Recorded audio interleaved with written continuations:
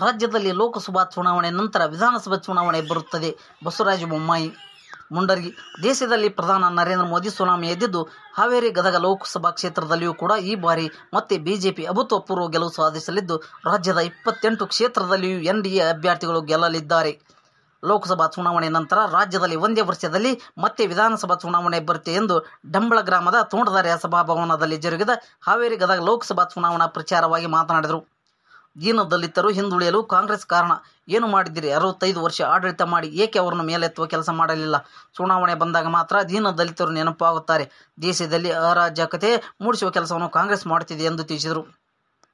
ನಂತರ ಮಾತನಾಡಿದ ಮಾಜಿ ಶಾಸಕ ಕಳಕಪ್ಪ ಬಂಡಿ, ಲೋಕಸಭಾ ಚುನಾವಣೆ ದೇಶದ ಭವಿಷ್ಯದ ಮೇಲೆ ಚುನಾವಣೆ ಕಾಂಗ್ರೆಸ್ ಗ್ಯಾರಂಟಿ ಹೆಸರಿನಲ್ಲಿ ಜನರ ಮೇಲೆ ಅಧಿಕ ಟ್ಯಾಕ್ಸ್ ಹಾಕುವ ಮೂಲಕ ಜನರ ಹಣವನ್ನು ದೋಚಿಸುತ್ತಿದ್ದಾರೆ. ಎಲ್ಲಿಯೂ ಅಭಿವೃದ್ಧಿ ಕೆಲಸ ನಡೆದಿಲ್ಲ. ಹಿಂದಿನ ಬಿಜೆಪಿ ಸರ್ಕಾರದ ಕೆಲಸಗಳು ಇಂದಿಗೂ ನಡೆಯುತ್ತಿವೆ ಎಂದು ತಿಳಿಸಿದರು. ಇದೇ ವೇಳೆ ಶಿವಕುಮಾರ್ ಗೌಡ ಪಾಟೀಲ್ ಅವರು ಕಾಂಗ್ರೆಸ್ ಪಕ್ಷವನ್ನು ತೊರೆದು ಬಸವರಾಜ ಬೊಮ್ಮಾಯಿ ಅವರ ಸಮ್ಮುಖದಲ್ಲಿ ಬಿಜೆಪಿ ಸೇರ್ಪಡೆಗೊಂಡರು.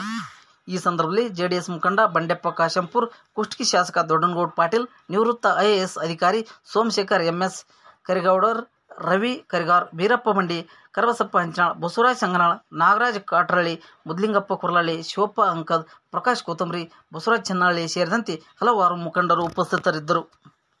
ಅವರಿಗೆ ಚಾ ಕೊಟ್ಟು ರಾಜ ಮರ್ಯಾದೆಯನ್ನು ಕೊಡ್ತಾ ಇದ್ದಾರೆ. ಪುಷ್ಟಿಯಿಂದ ಕಾಂಗ್ರೆಸ್ ಪಕ್ಷ ಇವತ್ತು ಆ ಗುಂಡಾಗಳಿಗೆ ಸಂಪೂರ್ಣ ಬೆನ್ನು ಕಟ್ಟಿ ನಿಂತಿದ್ದರಿಂದ ಈ ಕೆಲಸ ಇದೆ. ಬಂಧುಗಳೇ, ಹಾವೇರಿಯಲ್ಲಿ ಈ ನಮ್ಮ ಬಂಡಿಯವರು ಹೇಳಿ ಸಂಖ್ಯಾತರ ಬಗ್ಗೆ, ಹಾವೇರಿಯಲ್ಲಿ ಒಬ್ಬ ಅಲ್ಪಸಂಖ್ಯಾತ ಹೆಣ್ಮಗಳೇ 6 ಜನ ರೇಪ್ ಮಾಡಿದ್ರು, ಅತ್ಯಾಚಾರ ಮಾಡಿದ್ರು. ಪೊಲೀಸರ ರೇಪ್ ಕೇಸ್ ದಾಖಲೆ ಮಾಡಲಿಲ್ಲ.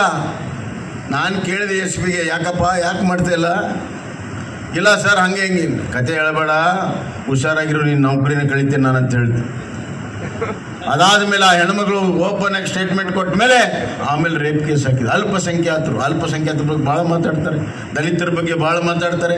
ದಲಿತ ಹೆಣ್ಮಗಳನ್ನ ಕಾಪಾಡೋಕ್ಕಾಗಲಿಲ್ಲ, ಅಲ್ಪಸಂಖ್ಯಾತ ಹೆಣ್ಮಗಳನ್ನ ಕಾಪಾಡೋಕ್ಕಾಗಲಿಲ್ಲ ಇವ್ರಿಗೆ. ಮೊನ್ನೆ ಹುಬ್ಬಳ್ಳಿಯಲ್ಲಿ ಆದಂಥ ನೇಹಾ ಹಿರೇಮಠಿನ ಘಟನೆ, ಮಂತ್ರಿಗಳೇ ಒಬ್ಬರು ಹೇಳ್ತಾರೆ ಇದು ಮಾಮೂಲಿ ಘಟನೆ, ದಿನನಿತ್ಯ ನಡೀತಿದೆ. ಒಂದು ಮಗುವಿನ ಹೇಯ ಕೃತ್ಯ ಆಡೇ ಹಗಲು ಕಾಲೇಜಿನಲ್ಲಿ 9 ಬಾರಿ ಕ್ರೂರವಾಗಿ ಇರಿದು ಕೊಲೆ ಆದರೂ ಕೂಡ ಅಂತ ಭೀಕರ ಕೊಲೆ ಮಾಮೂಲು ಘಟನೆ ಅಂತಾರೆ ಇವರು. ಮಾನವೀಯತೆ ಇದೆಯಾ? ಎಂಥ ಮನಸ್ಥಿತಿ ಇರಬಹುದು ಇವರು? ಯಾಕೆ ಹೇಳ್ತಾರೆ ಅಂದರೆ ಅದನ್ನು ಕೊಲೆ ಮಾಡಿದ ಒಬ್ಬ ಸಂಖ್ಯಾತ. ತುಲೀಕರಣದ ರಾಜಕಾರಣಕ್ಕಾಗಿ, ಮತ ಬ್ಯಾಂಕ್ ರಾಜಕಾರಣಕ್ಕಾಗಿ ಮಾನವೀಯ ಮರ್ತಿ ಸರ್ಕಾರ ಮಾನವೀಯತೆ ಇದೆ. ನಮ್ಮ ಹೆಣ್ಣು ಸುರಕ್ಷಿತ ಅಂದರೆ ಇದೆಂತ ಆಡಳಿತ? ಯಾವ ಆಡಳಿತ ಇದು? ಬಂಧುಗಳೇ, ನಾನು ಇಷ್ಟೇ ಹೇಳಿ ಬಯಸ್ತೇನೆ, ಇವ್ರು ಯಾವುದಾದ್ರೂ ಗ್ಯಾರಂಟಿ ಏನಾದರೂ ಕೊಡಲಿ, ಮೊದಲು ನಮ್ಮ ಹೆಣ್ಣು ಮಕ್ಕಳಿಗೆ ಮಾನ ಮತ್ತು ಪ್ರಾಣ ಉಳಿಸುವಂಥ ಗ್ಯಾರಂಟಿ ಸರ್ಕಾರ ಕೊಡಲಿ. ನಾನು ಹೇಳಕ್ಕೆ ಇಷ್ಟಪಡ್ತೀನಿ. ಮಾನ ಪ್ರಾಣ ಇಲ್ದಿದ್ರೆ ಏನು ತಗೊಂಡು ಏನು ಮಾಡೋದು? ಬಂಧುಗಳೇ, ಇಂಥ ಒಂದು ಅನಿಷ್ಟ ದರಿದ್ರವಾಗಿರುವಂತಹ ಸರ್ಕಾರವನ್ನು ಕಿತ್ತೊಗಿಬೇಕು. ನಾನು ಒಂದು ಭವಿಷ್ಯವನ್ನು ಹೇಳ್ತಾ ಇದ್ದೇನೆ. ಭಾಳ ಜನ ಇವತ್ತು ನಂಬಲಿಕ್ಕಿಲ್ಲ, ಭಾಳ ಜನ ನಾನು ಹೇಳೋದನ್ನು ನಂಬಲಿಕ್ಕಿಲ್ಲ. ಆದರೆ ಅಧ್ಯಕ್ಷರು, 1 ನಿಮಿಷ ಕಳ್ಕಪ್ಪನ ಕಲಿ ಬಿಡ್ರಿ, 1 ನಿಮಿಷ, ಆಮೇಲೆ ಮಾತಾಡ್ರಿ, ನಿಮ್ಮ ಜೊತೆಗೆ ಇರ್ತಾರೆ ಅವ್ರು, ಎಲ್ಲೋಕ್ಕಾರ. ಬಂಧುಗಳೇ, ನಾನು ಹೇಳಿದ್ದನ್ನು ಭಾಳ ಜನ ನಂಬಲಿಕ್ಕಿಲ್ಲ. ಇವತ್ತು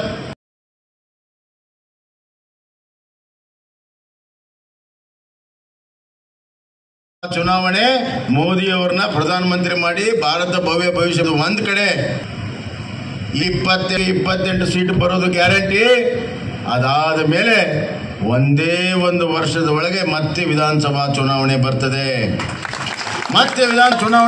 ಬಂಧುಗಳೇ, ಅಷ್ಟೇ ಅಲ್ಲ, ಈ ಕ್ಷೇತ್ರ ಮತ್ತೊಮ್ಮೆ ಏನು ಕಳ್ಕೊಂಡಿದ್ದೇವೆ, ಎಲ್ಲಿ ಕಳ್ಕೊಂಡಿದ್ದೇವೆ ಅಲ್ಲಿ ಹುಡುಕಬೇಕು. ನಮ್ಮ ಕಳಕಪ್ಪ ಬಂಡಿ ಅವ್ರನ್ನ ಶಾಸಕರಾಗಿ ಮಾಡಿ ರಾಜ್ಯದಲ್ಲಿ ಉನ್ನತ ಸ್ಥಾನವನ್ನ ಕೊಡುವಂತಹ ಕೆಲಸ ಬರುವಂತಹ ದಿನಗಳಲ್ಲಿ ಆಗ್ತದೆ. ಬಂಧುಗಳೇ, ಈ ಅನ್ಯಾಯ ಬಹಳ ದಿವಸ ನಡೆಯೋದಿಲ್ಲ, ಈ ಅತ್ಯಾಚಾರ ಬಹಳ ದಿವಸ ನಡೆಯೋದಿಲ್ಲ. ಇದಕ್ಕೆ ಆದಷ್ಟು ಬೇಗ ಅಂತ್ಯ ಆಗ್ತದೆ. ಬಂಡೆಪ್ಪ ಅವರೇ, ಕಳಕಪ್ಪ ಅವರೇ, ಸಿದ್ಧರಾಗಿ ಮತ್ತೆ ವಿಧಾನಸಭೆಗೆ ಬರೋಕ್ಕೆ ನೀವು ಎಲ್ಲ ಸಿದ್ಧರಾಗಿ ಅನ್ನುವಂಥ ಮಾತನ್ನು ನಾನು ಹೇಳಕ್ಕೆ ಇಷ್ಟಪಡ್ತೀನಿ.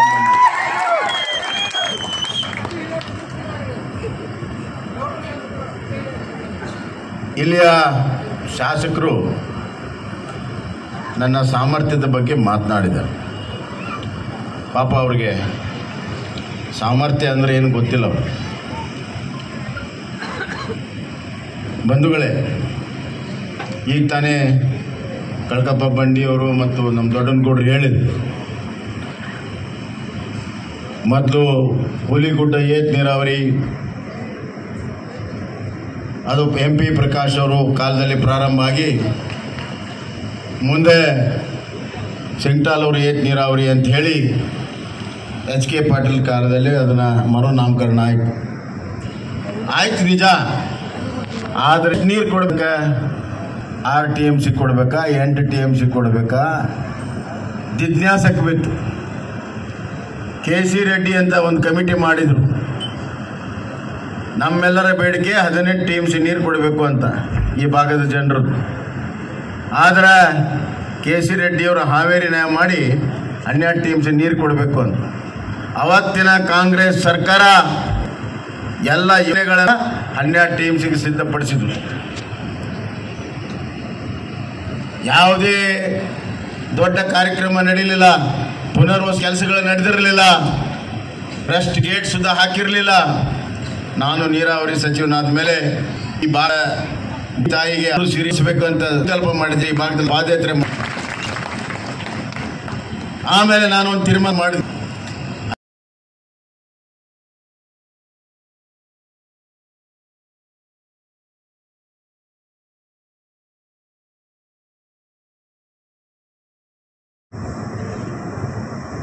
$543 ಸೀಟ್ ನಿಲ್ಸಕ್ಕಿಲ್ಲ ಇವರಿಗೆ. ಒಟ್ಟು 403 ಸೀಟ್ ಅದಾವ. 543 ಸೀಟ್ ನಿಲ್ಸಕ್ಕಿಲ್ಲ ಇವೆ. ಕರ್ನಾಟಕ ಬಂದು ದೊಡ್ಡ ಭಾಷಣ ಮಾಡ್ತಾರೆ, ಬಹಳ ದೊಡ್ಡ ಭಾಷಣವನ್ನು ಮಾಡಿ ದೇಶದ ಬಳಿದೆ ವಿರುದ್ಧ ಇದ್ರೆ ದೀನ ದಲಿತರ ಹೆಸರಿನಲ್ಲಿ, ಹಿಂದುಳಿದ ಹೆಸರಿನವನ್ನು ತೆಗೆದುಕೊಂಡು ಅವರಿಗೆ ಮೋಸ ಮಾಡಿರುವಂಥದ್ದು, ಅವರು ಬಡತನದ ತೆಳಗಿರುವಂಥ ರಾಹುಲ್ ಗಾಂಧಿ ಹಿಂದುಳಿದ ವರ್ಗ SC ST ಬಹಳ ಅನ್ಯಾಯ ಆಗಿದೆ. ಈ ದೇಶ ಸಂಪತ್ತು ಅವರಿಗೆ ಬಹಳ ಕಡಿಮೆ ಸಿಕ್ಕಿದೆ. ಯಾರ ಕಾರಣ? ದಿನದಲ್ಲಿ ಕಡಿಮೆ ಸಿಕ್ಕಿದ್ರೆ ಕಾರಣ ಅದು ನೇರವಾಗಿ ಕಾಂಗ್ರೆಸ್ಸೇ ಕಾರಣ. ಏನು ಮಾಡಿದಿರಿ? 65 ವರ್ಷ ಆಡಳಿತವನ್ನ ಮಾಡಿದಿರಿ. ಯಾಕೆ ಅವ್ರು ನಿಂತ ಕೆಲಸವನ್ನ ಮಾಡಲಿಲ್ಲ? ಯಾರ ಆಸ್ತಿನ ಇವತ್ತು ತೆಗೆದುಕೊಂಡು ಯಾರಿಗೆ ಕೊಡ್ತೀರಂದ್ರೆ ಸ್ಪಷ್ಟವಾಗಿ ಈ ದೇಶದಲ್ಲಿ ಅರಾಜಕತೆ ಮೂಡಿಸುವಂತಹ ಪ್ರಯತ್ನವನ್ನು ಮಾಡ್ತಾ ಇದ್ದೀರಿ. ಸಮುದಾಯಗಳ ಮಧ್ಯೆ ಕಂದಕವನ್ನು ಮಾಡುವಂತಹ ಪ್ರಯತ್ನ ಮಾಡ್ತೀರಿ. ಜಾತಿ ರಾಜಕಾರಣವನ್ನು ಮಾಡ್ತಾ ಇದ್ದೀರಿ. ಕಾಂಗ್ರೆಸ್ ಜಾತಿ ರಾಜಕಾರಣವನ್ನು ಮಾಡ್ತಾ ಇದೆ. ಜನರ ಮಧ್ಯದಲ್ಲಿ ಒಡಕನ್ನು ಉಂಟು ಮಾಡಿ ತಮ್ಮ ರೊಟ್ಟಿಯನ್ನ, ರಾಜಕೀಯ ರೊಟ್ಟಿಯನ್ನು ಸುಡಿಕೊಳ್ಳುವಂತಹ ಪ್ರಯತ್ನ ಮಾಡ್ತಾ ಇದೆ. ಬಂಧುಗಳೇ, ಕರ್ನಾಟಕದಲ್ಲಿ ಒಂದು ಸರ್ಕಾರ ಇದೆ. ಈ ಸರ್ಕಾರ ಬಂದ ಮೇಲೆ ಹೆಣ್ಣು ಮಕ್ಕಳು ಸುರಕ್ಷಿತವಾಗಿಲ್ಲ. ಬೆಳಗಾಂನಲ್ಲಿ ಅಧಿವೇಶನ ನಡೆದಿತ್ತು. ಮುಖ್ಯಮಂತ್ರಿಗಳು, ಉಪಮುಖ್ಯಮಂತ್ರಿಗಳು, ಅಬ್ಬಬ್ಬಬ್ಬಬ್ಬ ಎಂತಿದ್ದವ್ರು, ದೊಡ್ಡ ದೊಡ್ಡವರು, ಹೋಮ್ ಮಿನಿಸ್ಟರು ಎಲ್ಲರೂ ಬೆಳಗಾಂನಲ್ಲಿದ್ದರು. 5 ಕಿಲೋಮೀಟರ್ ದೂರದಲ್ಲಿ ಒಬ್ಬ ದಲಿತ ಹೆಣ್ಮಗಳನ್ನ ನಗ್ನ ಮಾಡಿ ಅವಳಿಗೆ ಥಳಿಸಿರುವಂತಹ ಘಟನೆ, ಕಂಬಕ್ಕೆ ಕಟ್ಟಿ ಥಳಿಸುವಂಥ ಘಟನೆ ನಡೀತು. ಇವ್ರು ಯಾರು ಕೂಡ ತಿರುಗಿ ನೋಡಲಿಲ್ಲ. ದಲಿತ ಹೆಣ್ಣುಮಗಳಿಗೆ ಮಾನವನ್ನ ಹಾನಿ ಮಾಡಿದ್ರು. ಎಷ್ಟು ಧೈರ್ಯ ಇರಬೇಕು? ಕಾನೂನಿನ ಹೆದರಿಕೆ ಇಲ್ಲ, ಪೊಲೀಸರ ಹೆದರಿಕೆ ಇಲ್ಲ. ಕಾನೂನು ಉಲ್ಲಂಘನೆ ಮಾಡುವಂತಹ ಸಮಾಜಘಾತ ಶಕ್ತಿಗಳಿಗೆ ಪೊಲೀಸ್ ಸ್ಟೇಷನ್ನಲ್ಲಿ ಇವತ್ತು ರಾಜ ಮರ್ಯಾದೆ ಸಿಗ್ತಾ ಇದೆ. ಬಂಧುಗಳೇ, ರಾಜ ಮರ್ಯಾದೆ. ಯಾರನ್ನ ಒದ್ದೊಳಗೆ ಹಾಕಬೇಕು,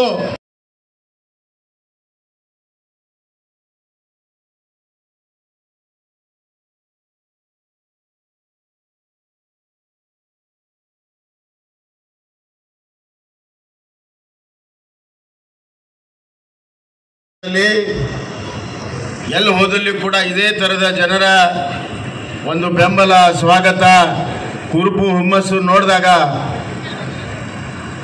ಇಡೀ ದೇಶದಲ್ಲಿ ಮೋದಿಯವರ ಸುನಾಮಿ ಯಾವ ರೀತಿ ಇದೆಯೋ ಹಾವೇರಿ ಗದಗ ಲೋಕಸಭೆಯಲ್ಲಿಯೂ ಕೂಡ ಭಾರತೀಯ ಜನತಾ ಪಕ್ಷ ಮೋದಿಯವರ ಸುನಾಮಿ ಇದೆ ಅನ್ನೋದನ್ನು ನಾನು ಹೇಳಕ್ಕೆ ಇಚ್ಛೆಪಡ್ತೀನಿ.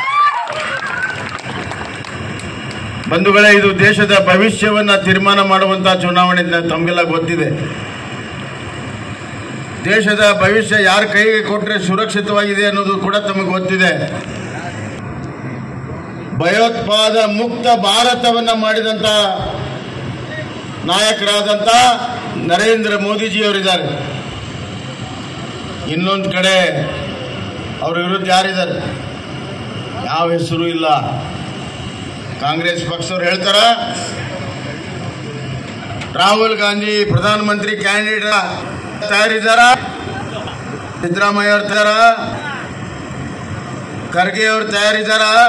ಯಾಕೆ ಹೇಳ್ತಾ ಇಲ್ಲ? ಯಾಕಂದ್ರೆ ಇಡೀ ಜನರಿಗೆ ಗೊತ್ತಿದೆ ರಾಹುಲ್ ಗಾಂಧಿ ಅವರು ಅತ್ಯಂತ ಅಸಮರ್ಥ ನಾಯಕ, ದೇಶದ ಬಗ್ಗೆ ಎಷ್ಟು ಕಾಳಜಿ ಇರುವಂತ ನಾಯಕ. ದೇಶ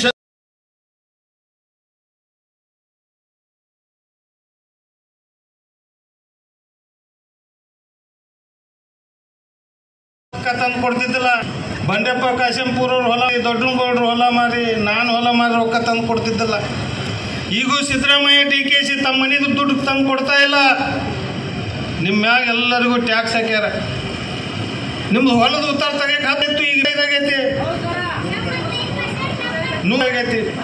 ಸ್ಟಾಂಪ್ ಪೇಪರ್ 20 ನಡೀತಿತ್ತು, 100 ರೂಪಾಯಿ ಇದ್ದಿದ್ದು 500, ಸಬ್ಸಿಡಿ 100 ಪಟ್ಟು ಹೆಚ್ಚಾಗೈತೆ ರೇಟ್ ನೋಂದಣಿದು.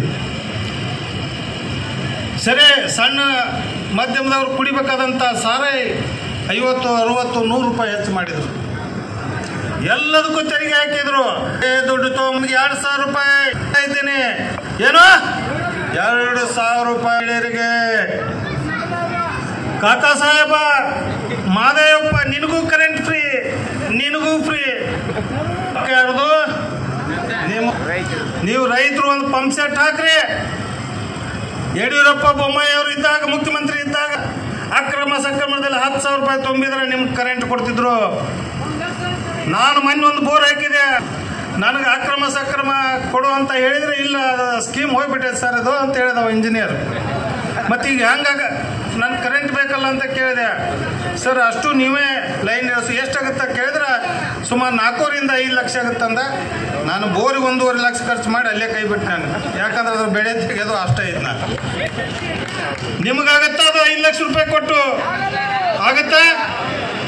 ಎಲ್ಲಿ ಫ್ರೀ ಕೊಡ್ತಾರಪ್ಪ ಇವರು? 10 kg ಅಕ್ಕಿ ಎಷ್ಟು? 10 kg. ಮೋದಿ ದೈದದ್ರಾಗ ಅದನ್ನ ಹಿಡ್ದೆ ಹೇಳೋದು, ಅಂದ್ ಬಿಟ್ಟು ಕೊಡನ್ರಿ 10 kg. ನಾವು ಏನು ಈ ರಾಜಕಾರಣಿಗಳು ಪುಕ್ಷಟೆ ಕೊಡ್ತೀವಿ ಅಂತಾರಲ್ಲ, ಯಾವುದೇ ಪಾರ್ಟಿ ಇರ್ಬೋದು, ನಮ್ಮ ಪಾರ್ಟಿ ಇರ್ಬೋದು, ಕಾಂಗ್ರೆಸ್ ಇರ್ಬೋದು, ಯಾವುದೇ ಇರ್ಬೋದು, ಏನಾರ ಪುಕ್ಷಟೆ ಕೊಡ್ತೀವಿ ಅಂದ್ರೆ ಅವ್ರ ಅಪ್ಪನ ಮನೆದು ಕೊಡೋದಿಲ್ಲ. ಅದು ನಿಮ್ಮನ್ನ ತಲೆ ಮ್ಯಾಗ ಹೊಡೆದೆ, ನಿಮ್ಮ ಬಡದು ನಿಮ್ಮನ್ನ ಕಾಸೊಂಡೆ ಕೊಡೋದಂತ ನೀವು ಮಾತ್ರ ತಿಳ್ಕೊರಿ. ನೀವು ಸನ್ಮಾನ್ಯ ಬಂಧುಗಳನ್ನ ಹೆಚ್ಚಿಗೆ ಮಾತಾಡೋದಲ್ಲ, ನಮ್ಮ ಅಭ್ಯರ್ಥಿಗಳು ಮಾತನಾಡ್ತಾರೆ.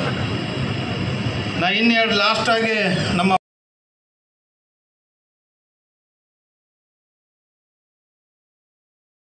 ನಾನು ನೋಡೋಣ, ಇನ್ನೂ ಅವ್ರ ಹಂಗಾಗ್ತಾರೆ ನೋಡೋಣ ಅಂತ. ಸುಳ್ಳು ಹೇಳಿ ಪ್ರಚಾರ ಮಾಡಿ ಕಾಂಗ್ರೆಸ್ ಗೆದ್ದೈತಿ. ನಮ್ಮ ಬಿಜೆಪಿಯಲ್ಲಿ ಲೋಕಸಭಾ ವಿಧಾನಸಭಾ ಚುನಾವಣೆಯಲ್ಲಿ ಮುಸ್ಲಿಮರಿಗೆ ಟಿಕೆಟ್ ಕೊಟ್ಟು ಗೆಲ್ಲಿಸಿ ಮಂತ್ರಿ ಮಾಡಿ ಓಡಿಸುವಂಥ ಕೆಲಸವನ್ನು ಮಾಡಿಲ್ಲ. ಸ್ವತಂತ್ರ ಬಂದಾಗ ಈ ದೇಶದಲ್ಲಿ ಮುಸ್ಲಿಂ ಸಂಖ್ಯೆ ಕೇವಲ 7% ಇತ್ತು, ಈಗ 12-15% ಐತಿ. ಎಷ್ಟು? ಈ ದೇಶದಲ್ಲಿ 12ರಿಂದ 15% ಮುಸ್ಲಿಮರಿದ್ದಾರೆ, 7% ಇದ್ದದ್ದು ಬೆಳವಣಿಗೆ ಆಗೈತಿ. ಈ ದೇಶದಲ್ಲಿ ಭಯದ ವಾತಾವರಣ ಇದ್ದಿದ್ದರೆ ಇಷ್ಟು % ಯಾಕೆ ಮುಸ್ಲಿಂ ಸಂಖ್ಯೆ ಬೆಳೀತಿತ್ತು? ಮುಸ್ಲಿಮರು ಎಲ್ಲರ ಸುರಕ್ಷಿತ ಈ ಜಗತ್ತಿನಲ್ಲಿ ಇದ್ರೆ ಅದು ಭಾರತದಲ್ಲಿ ಮಾತ್ರ ಅಂತ ತಾವು ತಿಳ್ಕೋಬೇಕು. ಅದು ಎಲ್ಲಿ ಸುರಕ್ಷಿತವಾಗಿದ್ದಾರ? ಭಾರತದಲ್ಲಿ ಮಾತ್ರ ಸುರಕ್ಷಿತವಾಗಿದ್ದಾರ. ಅವ್ರಿಗೆ ಊಟಕ್ಕೈತಿ, ಐಷಾರಾಮಿ ಜೀವನ ಐತೆ ಅವ್ರಿಗೆ. ಇದೇ ಪಾಕಿಸ್ತಾನದಲ್ಲಿ 500 ರೂಪಾಯಿ ಕೆಜಿ ಹಾಕಿ 10,000 ರೂಪಾಯಿಗೆ ಒಂದು ಸಿಲಿಂಡರು, 150 ರೂಪಾಯಿಗೆ 1 ಲೀಟರ್ ಡೀಸೆಲ್. ಪಾಕಿಸ್ತಾನದಲ್ಲಿ ತಿನ್ನಕ್ಕೆ ಕೂಳಿಲ್ಲ. ಅಫ್ಘಾನಿಸ್ತಾನದಲ್ಲಿ ತಿನ್ನಕ್ಕೆ ಕೂಳಿಲ್ದ 16,000 ಜನ ಸತ್ತೋದ್ರು. ಭಯಂಕರ ಚಳಿ, ಹೊದಿಲಿಕ್ಕೆ ರಗ್ ಇರ್ಲಾರ್ದ ಸತ್ತೋದು. ಮೋದಿ ಕಳಿಸಿದ ಅಲ್ಲಿಗೆ ರಗ್ಗು.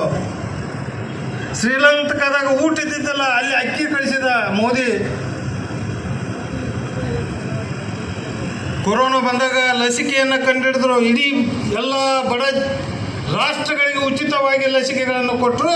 ನಮ್ಮ ದೇಶದಲ್ಲಿ ಎಲ್ಲರಿಗೂ ಪುಕ್ಕಟ್ಟು. ಕ್ರಿಶ್ಚಿಯನ್ನರಿಗೆ 100 ದೇಶದವು ಈ ಜಗತ್ತಿನಲ್ಲಿ ಇರಲಿಕ್ಕೆ, ಮುಸ್ಲಿಮರಿಗೆ 100 ದೇಶದವು. ನೀವೆಲ್ಲ ಹಿಂದೂಗಳಿಗೆ ಕೇವಲ ಇದೇ ಒಂದು ದೇಶ, ಭಾರತ ದೇಶ.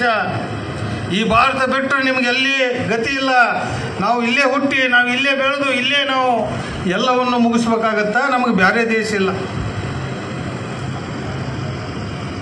ಸ್ವತಂತ್ರ ಬಂದಿಂದ ಪಾಕಿಸ್ತಾನದಲ್ಲಿ 15% ಹಿಂದೂಗಳಿದ್ರು, ಅಫ್ಘಾನಿಸ್ತಾನದಾಗ 20% ಇದ್ರು. ಈ ಕೇವಲ 1% ಅಲ್ಲಿ ಹಿಂದೂಗಳಿಲ್ಲ. ಹಾಗಾದ್ರೆ ಯಾವ ದೇಶದಲ್ಲಿ ಎಲ್ಲ ಜನಾಂಗ ಸುರಕ್ಷಿತವಾಗಿದ್ದಾರಂತ ಯೋಚನೆ ಮಾಡ್ರಿ. ಯಾವ ದೇಶದಲ್ಲಿ ಇದ್ದಾರೆ ಅಂದ್ರೆ ಅದು ಈ ಭಾರತ ಮಾತೆಯ ನೆಲದಲ್ಲಿ ಮಾತ್ರ ಅಂತ ಈ ಸಂದರ್ಭದಲ್ಲಿ ಹೇಳಕ್ಕೆ ಬಯಸ್ತಾ ಇದ್ದೇನೆ. ನಮ್ಮ ಬಂಡಪ್ಪ ಕಾಶಂಪುರ ಹೇಳಿದ್ರು ಬಿಟ್ಟಿ ಭಾಗ್ಯಗಳ ಬಗ್ಗೆ. ನಾನೇ ಘೋಷಣೆ ಮಾಡ್ತೆ ಅಥವಾ ನಮ್ಮ ಬಸವರಾಜ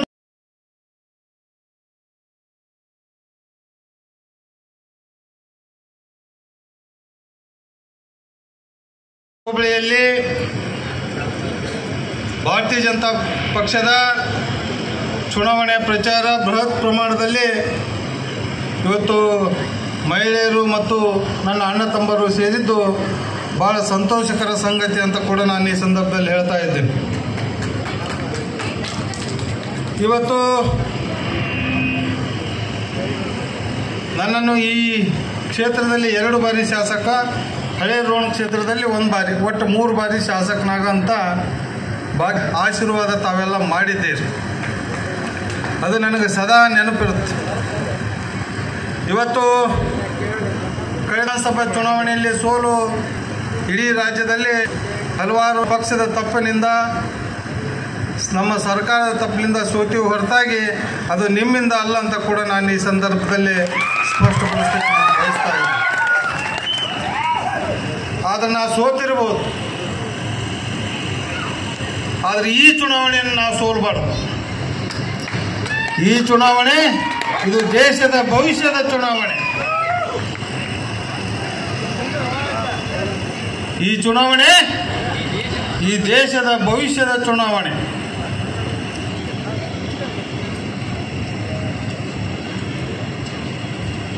ಒಬ್ಬ ಮಾನವ, ಮನುಷ್ಯ ನಮ್ಮ ದೇಹದ ಆರೋಗ್ಯವನ್ನು ಕಾಪಾಡಿಕೊಂಡ್ರಲ್ಲ, ನಮ್ಮ ದೇಶದ ಆರೋಗ್ಯವನ್ನು ನಾವು ಕಾಪಾಡ್ಕೋಬೇಕು. ನಮಗೆ ಹೆಂಗೆ ಜ್ವರ ಬರ್ತಾವು, ಉಳಿದು ಕಾಯಿಲೆಗಳು ಬರ್ತಾವೆ, ಈ ದೇಶಕ್ಕೂ ಕಾಯಿಲೆಗಳು ಇರ್ತಾವೆ. ಆ ಕಾಯಿಲೆ ವಾಶ್ ಮಾಡೋದಂತ ಕೂಡ ಒಬ್ಬ ದೃಢ ವ್ಯಕ್ತಿ, ಒಬ್ಬ ಶ್ರೇಷ್ಠ ವ್ಯಕ್ತಿ ನಮಗೆ ಬೇಕಾಗತ್ತೆ. ಅದಕ್ಕೆ ನಮ್ಮ ಆರೋಗ್ಯ ಯಾವ ರೀತಿ ಕಾಪಾಡ್ತೀವಿ, ಈ ದೇಶವನ್ನು ಕಾಪಾಡುವಂಥ ಜವಾಬ್ದಾರಿ ಅದು ನಿಮ್ಮೆಲ್ಲರ ಮೇಲೆ ಇದೆ ಅಂತ ಕೂಡ ನಾನು ಈ ಸಂದರ್ಭದಲ್ಲಿ ಹೇಳ್ತಾ ಇದ್ದೇನೆ. DK ಶಿವಕುಮಾರ್ ಅವರು ಹೇಳ್ತಾರೆ, BJP ಬಂದರೆ ಮುಸಲ್ರನ್ನು ಪಾಕಿಸ್ತಾನಕ್ಕೆ ಕೊಡಿಸ್ತಾರಂತೇಳಿ. ವಾಜಪೇಯಿ ಅವರು 3 ಸಲ ಪ್ರಧಾನಮಂತ್ರಿ ಮಾಡಿದರು, ಎಷ್ಟು ಜನರನ್ನು ಓಡಿಸಿದ್ರು. ಮೋದಿಯವರು 2 ಸಲ ಪ್ರಧಾನಮಂತ್ರಿ ಮಾಡಿದರು, 2 ಸಲ ಓಡಿಸಿದ್ರು. ಮುಸ್ಲಿಮರಲ್ಲೇ ಗೊಂದಲ ಮೂಡಿಸಿ, ಅವ್ರನ್ನ ಹೆದರಿಸಿ, ಅವ್ರಿಗೇನೂ ಉಪಕಾರ ಇಲ್ಲ, ಬೇರೆ BJP ಬಂದರೆ ನಿಮ್ಮನ್ನು ಪಾಕಿಸ್ತಾನಕ್ಕೆ ಓಡಿಸ್ತಾರೆ ಅನ್ನೋದು ಒಂದು ಹೆದರಿಕೆ ಮುಗೀತದ. ಸಮಸ್ತ ಕರ್ನಾಟಕದಲ್ಲಿ ಬೀದರ್ ಹಿಡ್ಕೊಂಡು ಚಾಮರಾಜನಗರವರೆಗೆ ಈ ಬಾರಿ JDS ಮತ್ತು ಬಿಜೆಪಿ ಎರಡೂ ಸೇರಿ ಅದರಲ್ಲಿ ನಮ್ಮ ಸನ್ಮಾನ್ಯ ದೇವೇಗೌಡರು ಮೋದಿಯವರು ಇಬ್ರು ಏನ್ ಕೈ ಜೋಡಿಸಿದಾರ, ಕಾಂಗ್ರೆಸ್ಗೆ ನಡಕ್ ಹೊಕ್ಕಿದೆ ನಡಕು. ಅವ್ರು ಮೊದಲ ಕಾಂಗ್ರೆಸ್ ಅವ್ರು ಏನಂತಿರು 20 ಸೀಟ್ ಬರ್ತೀವಿ ಅಷ್ಟು ಬರ್ತೀವಿ. ಈಗ ಪುಂಗಿನೇ ಬಂದೋಗ್ಯದ. ಎಷ್ಟು ಬರ್ತಾವಂತೆ ಗೊತ್ತೇ ಇಲ್ಲ. ಗ್ಯಾರಂಟಿ ಬಗ್ಗೆ ಮಾತಾಡ್ತಿರೋ ಮಾತ್ರ ಗ್ಯಾರಂಟಿ. ಯಾವ ಗ್ಯಾರಂಟಿ? ಇಂಥ ಸುಳ್ಳು ಕಾಂಗ್ರೆಸ್ನವರು. ನಾಳೆ ಬಂದ್ರೆ ಕಟ್ಟಿಮೆ ಕೂಡ್ಸ್ಕೊಂಡು ಒಂದೇ ಒಂದು ಗ್ಯಾರಂಟಿ ಬಗ್ಗೆ ಕೇಳಿ. ಈಗ ಎಷ್ಟು ಕೊಡ್ಲತ್ತಾರ? 5 kg ಮೋದಿ ಅವ್ರದು. ಎಲೆಕ್ಷನ್ಗಿಂತ ಮೊದಲು ಇವ್ರು ಹೇಳಿದಾರ ಇದು 5 kg ಮೋದಿ ಅವ್ರದು, 10 kg ನಮ್ದು ಅಂತೇಳಿ. ಏನಿಲ್ಲ, ನಮ್ದು ಕೊಡ್ತೀನಿ ಅಂತ ಹೇಳ್ಯಾರ. ಇವತ್ತು ನೀವು ಕೇಳ್ರಿ 10 kg ಕೊಟ್ಟಿ ಓಟ್ ಕೇಳ್ರಿ ಅಂತ ಹೇಳ್ರಿ ಅವರಿಗೆ. ಈಗ ಬರೀ 170 ರೂಪಾಯಿ ಅದು ಕೆಲವು ಜನರಿಗೆ. ಇವತ್ತು ಮಾರ್ಕೆಟಿಗೆ ಹೋಗಿದ್ರೆ ಬರೀ 3 kg ಅಕ್ಕಿ ಬರುತ್ತೆ. ಇದು ಬೇಕಾಗಿತ್ತ ಸುಳ್ಳು ಹೇಳೋದು? ಈ ಕಡೆ ಹೆಣ್ಮಕ್ಕಳಿಗೆ 2,000 ರೂಪಾಯಿ ಕೊಡ್ತೀವಿ. ನೀವೇನೋ ಖುಷಿ ಆಗಿರಪ್ಪ. ಆದ್ರೆ ಇಲ್ಲಿ ನೋಡ್ರಿ, ಇಲ್ಲಿ ಇಷ್ಟು ಮಂದಿ ಕುಂತಾರಲ್ಲ, ಇವು ದಿನ ರಾತ್ರಿ ಕ್ವಾರ್ಟರ್ ತಗೋಬೇಕಾಯ್ತು ಅಂದ್ರೆ ಡಬಲ್ ಕೊಡ್ತಾವ್ರೆ. ಸ್ಟಾಂಪ್ ಡ್ಯೂಟಿ ರಿಜಿಸ್ಟ್ರೇಷನ್ ಮಾಡ್ಬೇಕಂದ್ರೆ ಡಬಲ್, ಕರೆಂಟ್ ಡಬಲ್. ಮತ್ತೆ ಯಾವುದು ನೀವು ಕರೆಕ್ಟ್ ಆಗಿ ಮಾತು ಹೇಳಿ ನಡೆಸ್ಕೊಡ್ಲತ್ತೀರಿ ಹೇಳ್ರಿ? ಅದು ಆಯ್ತು. ಪೇಪರ್ ನೋಡಿದ್ರೆ ಅಡ್ವರ್ಟೈಸ್ಮೆಂಟ್ ಏನಿರ್ತಿತ್ತು? Guarantee guarantee guarantee. ಗ್ಯಾರಂಟಿ ಮೇಲೆ ಓಟ್ ಕೇಳತ್ತಿದ್ದೆವು, ನಮ್ ಗ್ಯಾರಂಟಿ ಎಲ್ಲ ನಡೀತದ ಅಂತೇಳಿ. ಆದ್ರೆ ಈಗ 5 ದಿವಸ ಆಯ್ತು, ಇಂಟೆಲಿಜೆನ್ಸ್ ನಂಬಲಿಲ್ಲ. ಇಂಟೆಲಿಜೆನ್ಸು ರಾಜ್ಯ ಸರ್ಕಾರ ಬಲ್ಲಿದೆ. ಅವ್ರಿಗೆ ಗೊತ್ತಾಗಿದೆ ನಮ್ ಗ್ಯಾರಂಟಿ ಎಲ್ಲಿ ನಡೆಯಲು ಹೊಂಟವ. ಹಳ್ಳಿಯಲ್ಲೆಲ್ಲ ಮೋದಿ ಹವಾ ನಡೆದಿದೆ ಅಂತ ಗ್ಯಾರಂಟಿ ಚೇಂಜ್ ಆಗ್ಬಿಟ್ಟಿದೆ. ಬೊಮ್ಮಾಯಣ್ಣ ಈ 5 ದಿವಸ ಹಿಂದೆ ಚಂಬು ಬಂದಿದೆ. ಇವರಿಗೆ ಕೇಳ್ರಿ, ಇವ್ರ ಗ್ಯಾರಂಟಿ ಮ್ಯಾಗ ನಂಬಿಕೆ ಇದ್ರೆ ಗ್ಯಾರಂಟಿ ಮಾಯ ಯಾಕೆ ಮಾಡಿದ್ರಿ? ಕೇಂದ್ರ ಸರ್ಕಾರ ಮತ್ತು ಒಂದು ನನಗೆ ಖುಷಿ ಆಗುತ್ತೆ, ಸುಮಾರು 10 ಕಾನ್ಸ್ಟಿಟ್ಯೂನ್ಸಿಗೆ ಹೋಗಿ ಉತ್ತರ ಕರ್ನಾಟಕದ ಇವತ್ತು ಮೊದಲನೇ ಕಾನ್ಸ್ಟಿಟ್ಯೂನ್ಸಿಗೆ ಬಂದಿದ್ದೀನಿ ನಾನು. ಮೊದಲನೇ ಬಾರಿಗೆ ಹಳ್ಳಿಯಲ್ಲಿ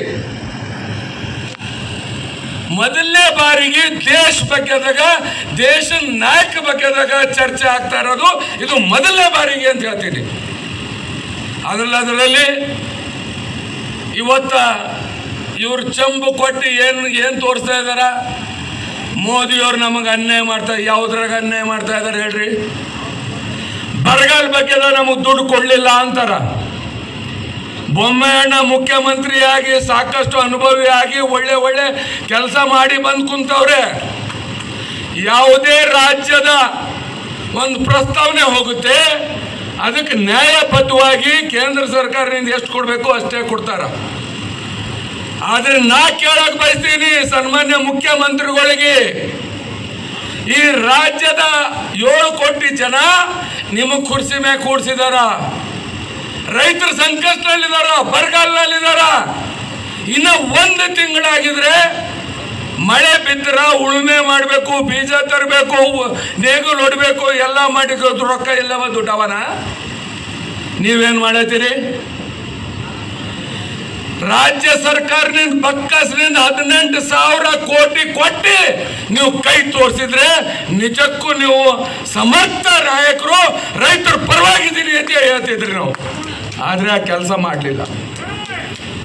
ಹಿಂದೆ 2018ರಲ್ಲಿ ಕುಮಾರಸ್ವಾಮಿ ಅವರು ಮುಖ್ಯಮಂತ್ರಿ ಇದ್ದಾಗ ನಾನೇ ನಿಮ್ಮ ಸೊಸೈಟಿ ಮಂತ್ರಿ ಇದ್ದೆ, ಕೋಆಪರೇಟಿವ್ ಮಂತ್ರಿ ನಾನೇ. ಅವತ್ತೇನಾಯ್ತು? ರೈತರ ಸಂಕಷ್ಟದಲ್ಲಿದ್ದಾಗ 14 ತಿಂಗಳು ಒಳಗಡೆ 25,000 ಕೋಟಿ, ಕೋಆಪರೇಟಿವ್ 1 ಲಕ್ಷ, ನ್ಯಾಷನಲೈಸ್ 2 ಲಕ್ಷ ಸಾಲ ಮನ್ನಾ ಮಾಡಿದ್ದೀವಿ. ಅವತ್ತು ನಾವು ಏನಾರ ಅಲ್ಲಿಂದ ಬಂದಿಲ್ಲ ಇಲ್ಲಿಂದ ಬಂದಿಲ್ಲ ಅಂತ ನೆಪ ಹೊಡಿದೀವ? ರಾಜ್ಯದ ರೈತರ ಪರವಾಗಿ ಡಿಸಿಷನ್ ತಗೊಂಡು ನಮ್ಮ ಬಕ್ಕಸ್ನಿಂದ ಕೊಟ್ಟಿದ್ದೇವೆ. ಈಗ ಏನಾಗಿದೆ, ಬಕ್ಕಸ್ನಲ್ಲಿ ದುಡ್ಡಿಲ್ವಾ? ಇವ್ರದೆಲ್ಲ ನಡವಳಿಕೆ ನೋಡಿದ್ರೆ ಈ ಸರ್ಕಾರ ದಿವಾಳಿ ಎದ್ದೋಗಿದೆ, ಆರ್ಥಿಕತೆ ದಿವಾಳಿ ಎದ್ದೋಗಿದೆ ಅಂತ ಹೇಳಕ್ ಬಯಸ್ತೇನೆ. ಬಂಧುಗಳೇ, ಇವತ್ತ ವಿಶೇಷವಾಗಿ ನಮ್ಮ ಹಿಂದುಳಿದ ಜನ ಕುರಿಗಾರರಿಗೆ ಎಲ್ಲದಕ್ಕ ಧೈರ್ಯ ಕೊಟ್ಟು ಸವಲತ್ತುಗಳು ಕೊಟ್ಟು ನಮ್ಮ ಜನಾಂಗದವ್ರ ಹಿಂದ ನಿಂತಿದ್ದಾರೆ ಎಂಬ ನಿಟ್ಟಲ್ಲಿ ಗಂಟೆ ಘೋಷಾಗಿ ಇವತ್ತು ಹೇಳಕ್ ಬಯಸ್ತೀವಿ ಬಂಧುಗಳೇ. ಅಷ್ಟೇ ಅಲ್ಲ, ಇವತ್ತು ಕರ್ನಾಟಕ ರಾಜ್ಯದಲ್ಲಿ ಒಂದು ಚರ್ಚೆ ನಡೀತಾ ಇದೆ. ಇವತ್ತು ನಮ್ಮ ಪಾರ್ಟಿಯಲ್ಲಿ ಸನ್ಮಾನ್ಯ ಕುಮಾರಸ್ವಾಮಿ ಅವರು ಇವತ್ತ MLA ಇದ್ರು, ಅಪೋಸಿಷನ್ ಲೀಡರ್ ಇದ್ರು, ಆದ್ರೂ ಮಂಡ್ಯದಿಂದ ಎಲೆಕ್ಷನ್ ನಿಂತವ್ರೆ. ಇವತ್ತು ಬೊಮ್ಮಾಯಣ್ಣ MLA ಇದ್ರು, ಎಲ್ಲ ಇದ್ರು, ಆದ್ರೂ ಪಾರ್ಲಿಮೆಂಟ್ ನಿಂತವ್ರೆ. ಆದ್ರೆ ಕಾಂಗ್ರೆಸ್ ಲೀಡರ್ಗಳು ಕರ್ನಾಟಕದ ಒಬ್ರು ಹಿಮ್ಮತ್ ಮಾಡಲಿಲ್ಲ, ಇನ್ಕ್ಲೂಡಿಂಗ್ ನಿಮ್ಮ ಕ್ಷೇತ್ರ ಎಲ್ಲ ದೊಡ್ಡ ದೊಡ್ಡ ನಾಯಕರು ಹಿಂದೆ ಹಟಾಸಿ ಯಾರಿಗೋ ಕೊಟ್ಟು ನಡೀಲಿ ಗಾಡಿ ಅಂತೇಳಿ ಬಿಟ್ಬಿಟ್ಟವ್ರೆ. ಎಲ್ಲ ತಮ್ಮ ಮಕ್ಕಳಿಗೆ ಅವ್ರಿಗೆ ಇವರಿಗೆ, ಯಾಕೆ ಮಂತ್ರಿಗಳು ತಾವೇ ನಿಂದಿರ್ಬೇಕಾಗಿತ್ತು, ಆ ಕೆಲಸ ಅವ್ರು ಮಾಡಿಲ್ಲ.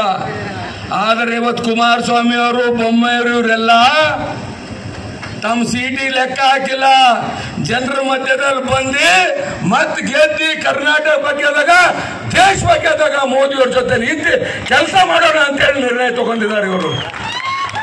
ಇಂಥ ಒಂದು ಸಮಯದಾಗ ಬಂಧುಗಳೇ, ತಮ್ಮ ಎಲ್ಲರಿಗೆ ನಾನು ಇವತ್ತು ವಿಶೇಷವಾಗಿ ಈ ಭಾಗದಲ್ಲಿ ನಾನೀಗ ಬರುವಾಗ ನಮ್ಮ JDS ಆಫೀಸಿಗೆ ಹೋಗಿ ನಮ್ಮೆಲ್ಲ ಮುಖಂಡರ ಜೊತೆ ಮೀಟಿಂಗ್ ಮಾಡಿ ಇಲ್ಲಿ ಬಂದಿದ್ದೀನಿ. ಇವತ್ತು ನಮ್ಮೆಲ್ಲರೂ ನಮ್ದು ಎಷ್ಟೇ ಶಕ್ತಿ ಇರಲಿ, ಅದು ಏನದಲ್ಲ, ನಾವು BJP ದಾರಿ ಎರ್ದಿ ಇವತ್ತು NDA ಅಭ್ಯರ್ಥಿ ಏನು ಬಸವರಾಜ ಬೊಮ್ಮಾಯಿ ಇದಾರ, ಇವತ್ತು ಅವ್ರಿಗೆಲ್ಲದ್ರಲ್ಲೇನು ಡೌಟೇ ಇಲ್ಲ, ಗ್ಯಾರಂಟಿ ಗೆಲ್ತಾರ. ಆದ್ರೆ ಲೀಡ್ ತೋರಿಸ್ಬೇಕು, ನೀವು ಲೀಡ್ ತೋರಿಸ್ಬೇಕು. ಮತ್ತೆ ಮೋದಿಜಿಯವರು ಇವತ್ತು ದೇಶ ಎಲ್ಲ ಕಾಲುವೆಗಳ ಸಾಯಿಸಿಕೊಂಡು ಕೂಡ ಮಾಡಿ ಇವತ್ತು ಡ್ರಿಪ್ ಇರಿಗೇಷನ್ ಸಲುವಾಗಿ 2 ಎಕರೆಗೆ ನೀರಾವರಿ ಸಾಧ್ಯ ಆಗಿದೆ. ನಮ್ಮದಲ್ಲಿ 880 ಕೋಟಿ ರೂಪಾಯಿ ಹಣವನ್ನು ಬಿಡುಗಡೆ ಮಾಡಿ ಮುಂದಂತಹ ಸರ್ಕಾರ ಚುರುಕಾಗಿ ಕೆಲಸ ಮಾಡಿ ಇವತ್ತೆಲ್ಲ ಕಡೆ ನೀರು ಬರ್ತಾ ಇತ್ತು.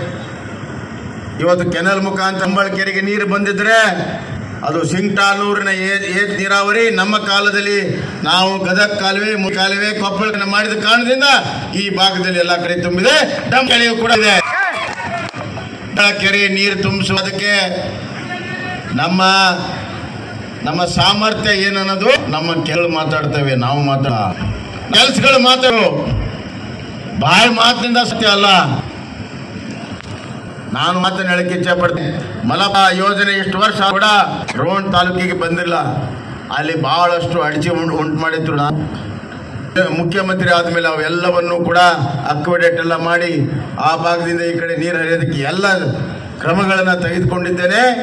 ನಾನು ಲೋಕಸಭಾ ಸದಸ್ಯನಾಗಿ 1.5 ವರ್ಷದಲ್ಲಿ ಮಲಪ್ರಭೆ ಏನು ಕಾಲುವೆ ಆಗಿದೆ ಅದಕ್ಕೆ ನೀರು ಹರಿಸುವಂಥ ಕೆಲಸವನ್ನ ನಾನು ಮಾಡ್ತೇನೆ ಅನ್ನುವಂಥ ಮಾತನ್ನ ಈ ಸಂದರ್ಭ ಪಡ್ತೇನೆ. ಬಂಧುಗಳೇ, ಕೆರೆ ತುಂಬಿಸುವಂಥ ಯೋಜನೆ, ಅದರ ಜೊತೆಗೆ ಜಾಲವಾಡಿಗೆ ಏತ್ ನೀರಾವರಿ ಕಳಕಪ್ಪ ಅವರು ಹೇಳಿದ್ರು ಈ ಭಾಗದಲ್ಲಿ ಬೇಕು ಅಂತ. ಇಲ್ಲಪ್ಪ, ಇನ್ನೊಂದು ನನ್ನ ಸಾಮರ್ಥ್ಯ ಬಗ್ಗೆ ಮಾತನಾಡ್ತಾರೆ. ಕೊಪ್ಪಳ ಏತ್ ನೀರಾವರಿಯಲ್ಲಿ 5,000 ಎಕರೆ ಪೂರ್ಣ ಕ್ಷೇತ್ರದ್ದು ಬರ್ತದೆ. 5,000 ಎಕರೆ ಹೆಂಗ್ ಬಂತು? ಇವರು ಆಲಮಟ್ಟಿಗೆ ಅಲ್ಲಿಂದ ಪ್ರಾರಂಭ ಮಾಡಿದ್ರು. ಆಲಮಟ್ಟಿ ಪ್ರಾರಂಭ ಮಾಡಿದ್ರೆ ನೀರ ಬರ್ತಾರೆ. ನಾವು ಅದನ್ನ ನಾರಾಯಣಪುರಕ್ಕೆ ತಗೊಂಡು ಬಂದು 1.8 TMC ನೀರನ್ನ ಹೆಚ್ಚುವರೆಗೆ ಅಲಾಟ್ ಮಾಡಿದ್ವಿ. 10 TMC ಇದ್ದಿದ್ದನ್ನ 11.8 TMC ಮಾಡಿದಂಥದ್ದು ಇದೇ ನಿಮ್ಮ ಬಸವರಾಜ ಬೊಮ್ಮಾಯಿ ಮುಖ್ಯಮಂತ್ರಿ ಮಾಡಿ ಅದಕ್ಕೆ ಹಣವನ್ನು ಇಟ್ಟು ಇವತ್ತು ಎಲ್ಲ ಕೆರೆಗಳು ಬರುವಂತ ರೋಣ ತಾಲೂಕು ಇವತ್ತು ನೀರಾವರಿ ಆಗ್ತದೆ. ನಮ್ಮ ಸಾಮರ್ಥ್ಯ ಇಲ್ಲ, ಆದರೆ ನಾವು ಜನರಿಗೆ ಮಾಡ್ತೀವಿ. ನಮಗೆ ಸುಳ್ಳು ಹೇಳೋ ಸಾಮರ್ಥ್ಯ ಇಲ್ಲ. ನಮಗೆ